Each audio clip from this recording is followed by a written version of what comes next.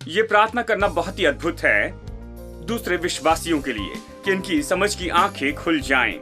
समस्या ये है कि लोग नहीं जानते कि परमेश्वर ने क्या किया है। समस्या है कि लोग नहीं जानते कि वो कौन हैं। वो नहीं जानते उनके पास क्या है। यही समस्या है। ये नहीं कि उनके पास नहीं है, लेकिन वो नहीं जानते कि उनके पास है। वो नहीं जानते वो कौन है। यही समस्या है। यदि वो देखें कि वो कौन है और समझ लें कि उनके पास क्या है, तो वो अलग होंगे।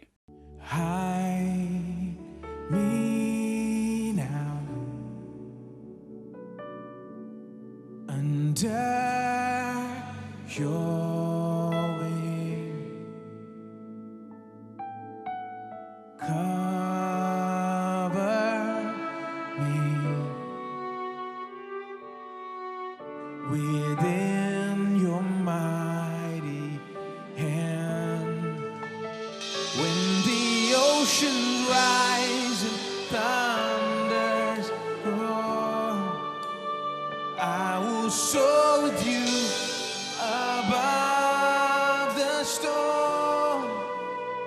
Father, you are king over the flood. I will be still, know you are God. I will be still, know you are God. Find rest, my soul, in Christ alone.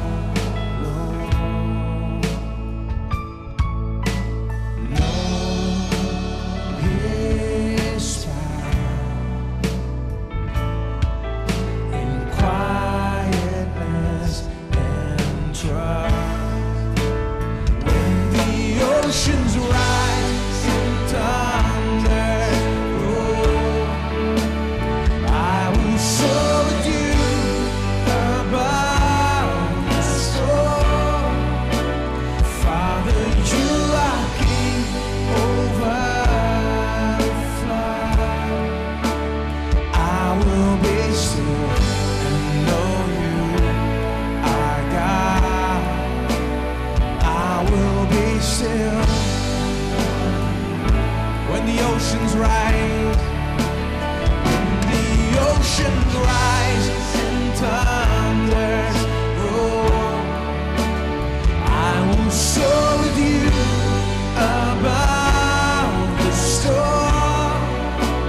Father, you are king over the flood. I will be still and know you are God. I will be still and know you are God. I will be still and know you are God.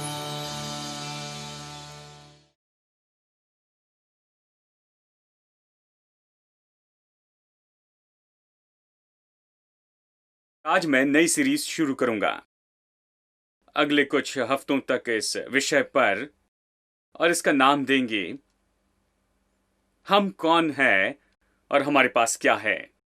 इसी पर हम चर्चा करेंगे। हम कौन हैं और हमारे पास क्या है। मेरे साथ निकाले इफिसियों अध्याय की यहां पर शुरू करते हैं। ये पहला दिन है। यहां पहले कुछ बातें बताना चाहता हूं, और जैसे हम इसे आगे देखते जाएंगे, इसमें गहराई में जाते जाएंगे कि हम कौन हैं और हमारे पास क्या है। इफिसियों अध्याय 1 और चलिए वचन 16 से पढ़ते हैं।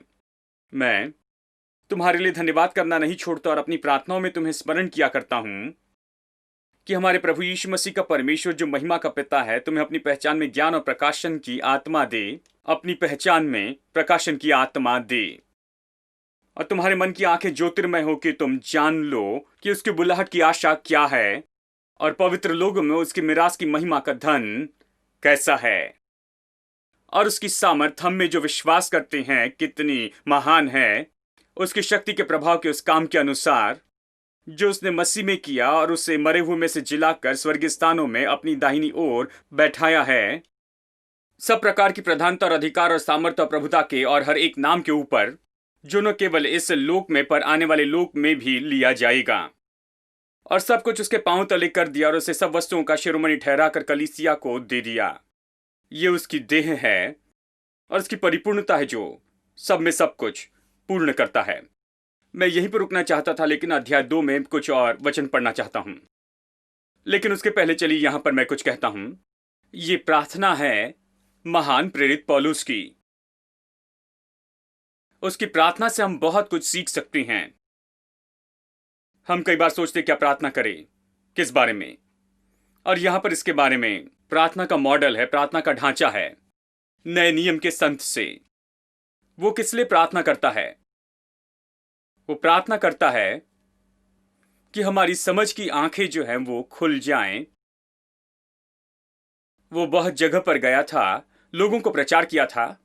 वो परमेश्वर का महान दास था। लोगों ने बहुत से प्रार्थना निवेदन उसे दिए होंगे, प्रार्थना के लिए बहुत सी बातें थी। लेकिन वो सच में क्या प्रार्थना करता है? प्रार्थना करता है कि उनकी समझ की आंखें खुल जाएं। क्यों? कि वो जान ले उन्हें क्या दिया गया था परमेश्वर के द्वारा, यीशु मसीह के द्वारा और उसके क्रूस पर मृत्यु और उसके जी उठने के द्वारा। यही तो सार है वचन 16 का, वचन 20 और वचन 21 में। वो प्रार्थना करता है कि लोगों की समझ की आंखें खुल जाए, कि वो देखें, वो देखने लगे कि उन्हें क्या दिया गया है और जो कुछ भी यीशु मसीह के द्वारा कलवरी के क्रूस के द्वारा हुआ है वो।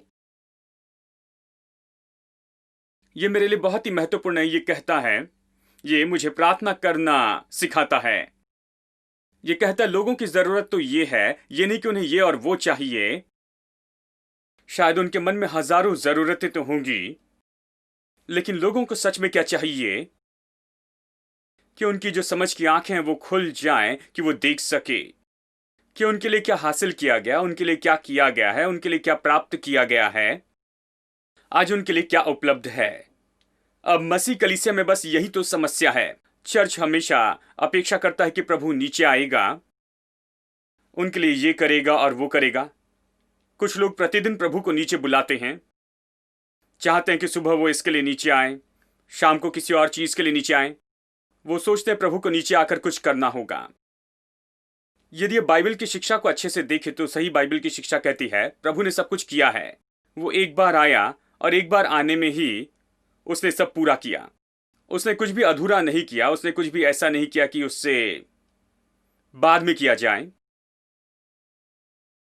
सब पूरा किया और जाकर पिता के दाहिनी ओर बैठ गया। यहां पर बैठा, ये बहुत महत्वपूर्ण है कि वो पिता के दाहिनी ओर जाकर बैठा, क्योंकि उसका काम, उसे जो कुछ भी पूरा करना था उसने कर दिया है। अब वो कुछ और कर रहा है, वो मध्यस्थी कर रहा है। पिता के दाहिनी ओर वो हमारा मध्यस्थ है। हमारे लिए जो कुछ भी करना था प्रभु ने उसमें से कुछ भी नहीं छोड़ा। जो कुछ भी किया जाना था उसने पहले इसे कर दिया है।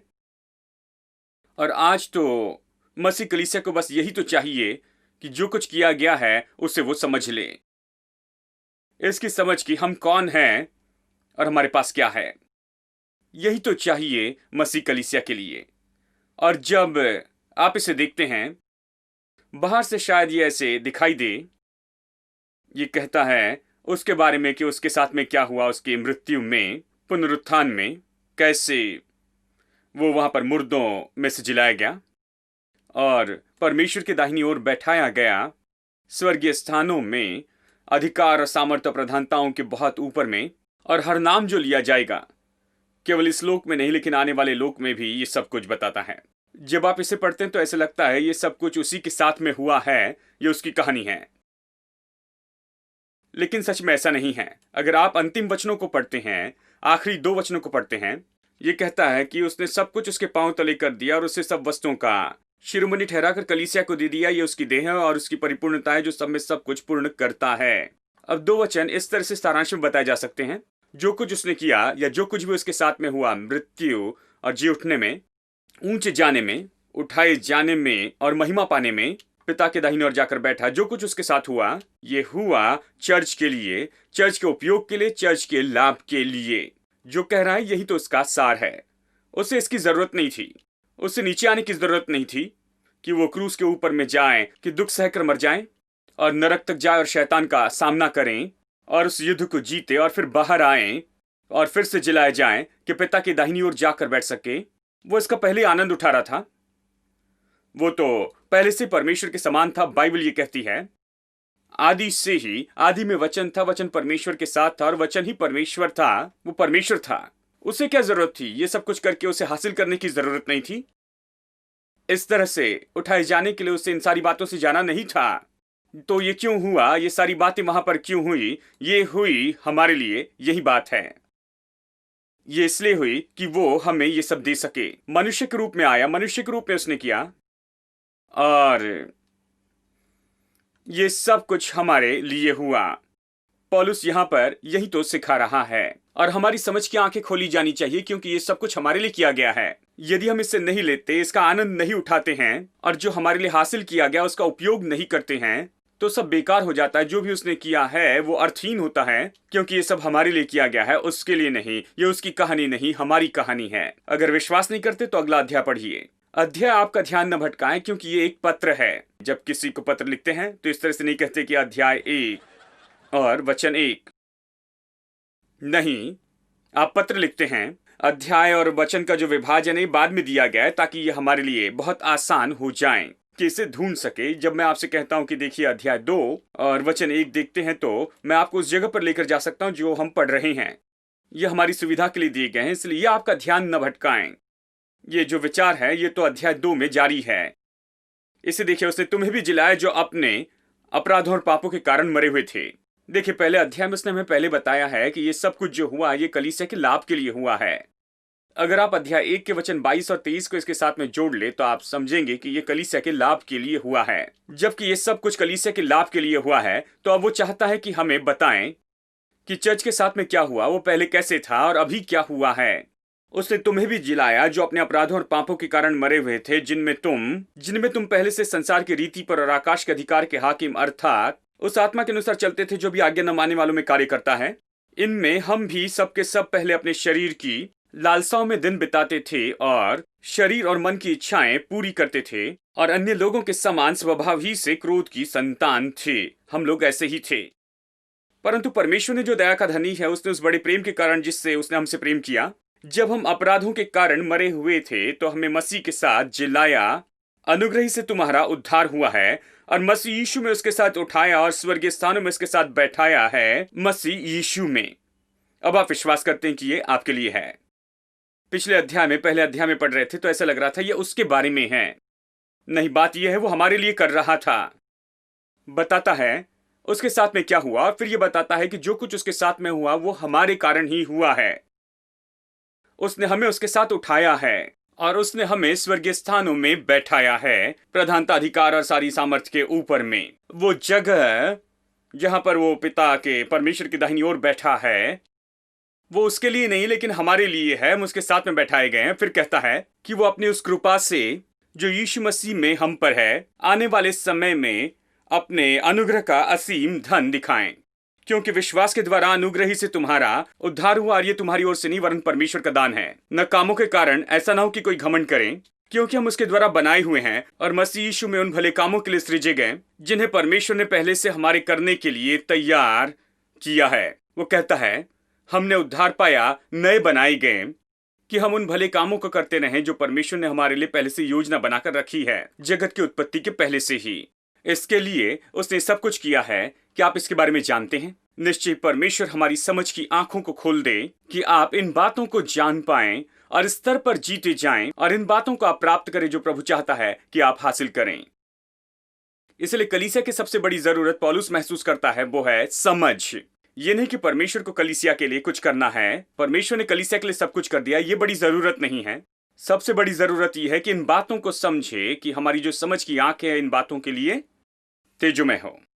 बाइबल धर्मी के मार्ग के बारे में कहती है ये प्रकाशमान होते चले जाता है दिन दोपहर के जैसे। जब सूर्योदय होता है आप थोड़ी ज्योति देखते हैं, ज्योति उदय होती है, आप पर आती है, अंधकार घटते जाता है, ज्योति आती है और फिर इस ज्योति की तीव्रता बढ़ती है जैसे दिन बीतते जाता है। और जब ये दिन दोपहर के समय में पहुंचता है, ये बहुत बढ़ते जाता है, सबसे ऊंचाई पर पहुंचता है दोपहर में। विश्वासी की समझ तो बस ऐसी तो होती है, आप धीरे से शुरू करते हैं, लेकिन फिर दिनों दिन ये तेजुमय और तेजुमय और तेजुमय होते जाता है। एक समय बहुत तेजुमय होता है। तो पौलुस प्रार्थना करता है, कहता है, प्रभु इनकी समझ को खोल दे, ये दिनों दिन तेजुमय होते चले जाएं और इन्हें तू सत्य में लेकर आ। ठीक है, तो जरूरत जो हम सब की है, आपके लिए ये मेरी प्रार्थना है, या आपकी प्रार्थना है आपके लिए और दूसरे विश्वासियों के लिए आपकी प्रार्थना हो, संगी विश्वासी के लिए ये प्रार्थना करना बहुत ही अद्भुत है, दूसरे विश्वासियों के लिए, कि इनकी समझ की आंखें खुल जाएं। समस्या यह है कि लोग नहीं जानते कि परमेश्वर ने क्या किया है। समस्या है कि लोग नहीं जानते कि वो कौन है, वो नहीं जानते उनके पास क्या है। यही समस्या है। ये नहीं कि उनके पास नहीं है, लेकिन वो नहीं जानते कि उनके पास है। वो नहीं जानते वो कौन है, यही समस्या है। यदि वो देखें कि वो कौन है और समझ लें कि उनके पास क्या है, तो वो अलग होंगे। उत्पत्ति अध्याय 1 में चलते हैं और चलिए देखते हैं हम क्या है, हम कौन हैं, क्योंकि हम चर्चा करेंगे हम कौन हैं और हमारे पास में क्या है। हम कौन हैं? उत्पत्ति 1 हमें यहीं से तो शुरू करना चाहिए। यदि आप खुद से शुरू करना चाहते जैसे अभी आप हैं, तो बड़ी गलती करेंगे। देखिए, बहुत से लोग अभी इस समय अपने जीवन को देखते हैं, वो कितनी गड़बड़ी में हैं, अपनी समस्या को देखते हैं और आज के इस संसार को देखते और कहते, परमेश्वर ने इस तरह के संसार को क्यों बनाया है, इतनी गड़बड़ी क्यों है, कुछ दिनों पहले इतने सारे लोग क्यों मर गए।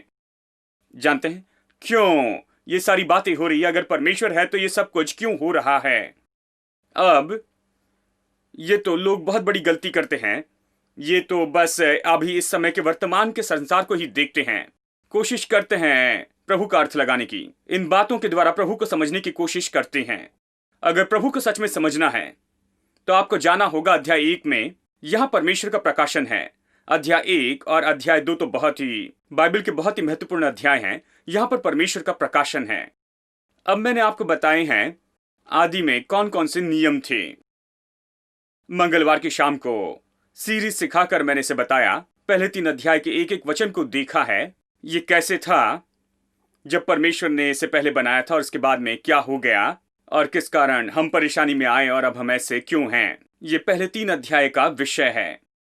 पहला अध्याय बहुत महत्वपूर्ण है क्योंकि यहां पर शुरुआत है और परमेश्वर ने यहां पर कुछ नियम स्थापित किए हैं। अब मनुष्य को समझने के लिए इससे बेहतर जगह पर आप शुरू नहीं कर सकते हैं। अध्याय 1 और चलिए वचन 11 से पढ़ते हैं। अध्याय 1 वचन 11। फिर परमेश्वर ने कहा, पृथ्वी से हरी भरी घास तथा बीज वाले छोटे छोटे पेड़ और फलदायी वृक्ष भी जिनके बीज उनके अनुसार हैं, जिनके बीज उन्हीं में एक एक जाति के हैं, और वैसे हो गया। इस प्रकार पृथ्वी से हरी घास और छोटे छोटे पेड़ जिनमें अपनी अपनी जाति के अनुसार बीज होता है, और फलदायी वृक्ष जिनके बीज एक एक जाति के अनुसार उन्हीं में हैं। और परमेश्वर ने देखा कि अच्छा है। अब मैंने कहा कि मैं बताऊंगा कि मनुष्य कौन है। आप सोच रहे होंगे कि मैं ये क्यों पढ़ रहा हूं, ये घास और पौधे और ये सब कुछ। मैं इसलिए पढ़ रहा हूं क्योंकि ऐसे दिखता है कि यहां पर परमेश्वर एक नियम को स्थापित कर रहा है, जिसे उत्पत्ति का नियम कहते हैं। उत्पत्ति का नियम तो ये है, ये बहुत स्पष्ट है 11 में, वचन 11 और 12 में। उत्पत्ति का नियम तो ये है कि हर एक चीज अपने ही जैसे उत्पन्न करती है। हर एक चीज अपने जैसे ही उत्पन्न करते जाती है। और ये बहुत स्पष्ट कहा गया, दिलचस्प तरीके से बताया है। ये कहता है, फलदायी वृक्ष भी जिनके बीज उनकी जाति के अनुसार हैं। ध्यान दे, कहता है उसके, चीज के नहीं, लेकिन उसके जैसे, अपनी अपनी जाति के अनुसार बीज उन्हीं में होते हैं उगे, और ऐसे हो गया। अब पृथ्वी से हरी घास और छोटे छोटे पेड़ उगे उसके अनुसार। देखिए फिर से वचन 12 में ये क्यों कहता है कि उसके जैसे, यानी किसी चीज के बजाय। मैं विश्वास करता हूं क्योंकि चाहे ये मनुष्य हो या फिर जानवर हो या पेड़ हो, चाहे जो भी हो, हर एक चीज, सारी चीजें वो तो अपने समान उत्पन्न करते। और इसीलिए बहुत ही दिलचस्प तरीके से बताया गया है, हर एक जो है वो तो बस अपने ही जैसे उत्पन्न करता है। यह परमेश्वर का महान सिद्धांत है।